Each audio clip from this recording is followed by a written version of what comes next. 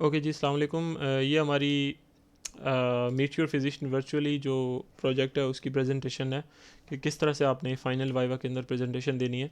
जब आपका viva start होगा तो सुपरवाइज़र आपसे बोलेगा कि वाइवा स्टार्ट करें, तो आपने इसी तरह से प्रेजेंटेशन की फ़ाइल ओपन करके रखी हुई होगी और आपने बताना है कि जी आपका क्या नाम है, आपके प्रोजेक्ट का क्या नाम था, आपके प्रोजेक्ट में क्या पूछा गया था, ये आपने सारा कुछ उसे पढ़ के बताना है। फिर अगली स्लाइड पे ये बताना है कि आपके प्रोजेक्ट के अंदर क्या क्या फ़िज़िकल रिक्वायरमेंट्स थी, फंक्शनल रिक्वायरमेंट्स सॉरी, क्या फंक्शनल रिक्वायरमेंट्स थी।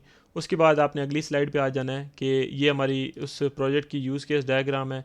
अच्छा, एक ये चीज़ याद रखिएगा कि आपका सुपरवाइज़र हो सकता है कि आपसे पाज करवा के यानी रुकवा के प्रेजेंटेशन दरमियान में और आपसे किसी ख़ास स्लाइड पे जाने को बोले, तो आपने उस हिसाब से वो उसको बताना होगा। फॉर एग्जांपल आप इस स्लाइड नंबर 5 पे हैं, अभी आप ये बता रहे होंगे कि सर हमारी फंक्शन रिक्वायरमेंट ये थी कि एडमिन पैनल में बंदा लॉगिन करेगा, फिर वो डॉक्टर्स को रजिस्टर करेगा, फिर उसके बाद एडमिन जो है वो डॉक्टर्स की इन्फॉर्मेशन एडिट कर सकता है। ये सारी चीज़ें आप बता रहे होंगे, तो मे बी आपका जो सुपरवाइज़र है वो आपसे बोले कि यूज़ केस डायग्राम दिखाएं, तो आपने फ़ौरन यूज़ केस डायग्राम पे आ जाना है। फिर आप ये बताएंगे कि सर ये हमारी यूज़ केस डायग्राम है, 3 एक्टर्स थे, एडमिन, डॉक्टर, पेशेंट, और ये सारे यूज़ केसेस थे जो वो परफॉर्म कर सकते थे।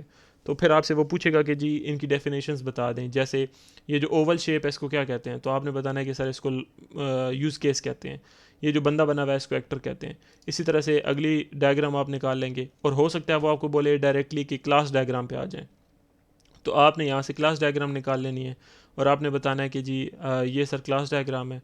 तो वो आपसे पूछ सकता है कि जी ये क्लास डायग्राम जो है इसके अंदर आप बताएं कि ये जो हर एक बॉक्स के अंदर ये 3 सेपरेट हिस्से हैं, इनको क्या कहते हैं।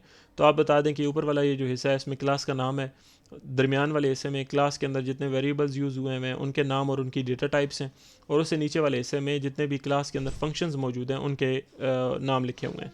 तो इस तरह से आपने इस डायग्राम को एक्सप्लेन कर दिया। उसके बाद आपको मिसाल के तौर पे बोले डेटाबेस डायग्राम पे आ जाओ, तो वो आपने ओपन कर लेनी है।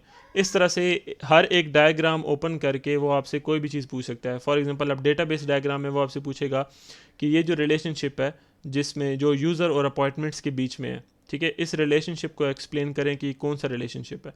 तो आपने बताना है कि ऑप्शनल और many users can have optional और मैनी अपॉइंटमेंट्स, यानी रिलेशनशिप की डेफिनेशन बतानी है कि सर ये ऑप्शनल और मैनी टू ऑप्शनल और मैनी रिलेशनशिप है, या इसको सादे लफ्ज़ों में मैनी टू मैनी रिलेशनशिप कहते हैं, और मैनी टू मैनी रिलेशनशिप की डेफिनेशन आपको आनी चाहिए।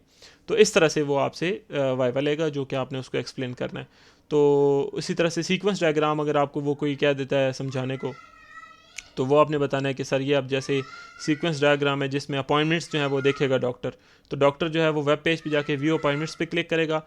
डॉक्टर्स के जो पैरामीटर्स हैं यानी डॉक्टर का नाम, उसकी आईडी, वो सारी क्लास के अंदर जाएगी, क्लास उसको सेट करके डेटाबेस में भेजेगी, वहाँ से डेटा गेट होगा, रिस्पांस जो है वो वेब पेज पे शो होगा और डॉक्टर्स को अपॉइंटमेंट लिस्ट डिस्प्ले कर दी जाएगी।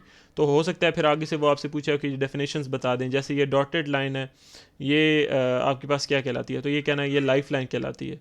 ये जो रेक्टेंगुलर शेप्स हैं डॉटेड लाइंस के ऊपर ये टाइम लाइंस कहलाते हैं। वो आपसे पूछे ये रेक्टेंगुलर शेप्स जो हैं इनका क्या है, तो ये ऑब्जेक्ट्स हैं। ठीक है, तो इस तरह से आपने उनकी डेफिनेशंस जो है वो बतानी है। डेफिनेशंस आप खुद तैयार करेंगे, ज़ाहिर बात है वो तो एक याद करने वाली चीज़ है। तो इस तरह से आपने जो है वो अपना फाइनल वाइवा देना है। शुक्रिया।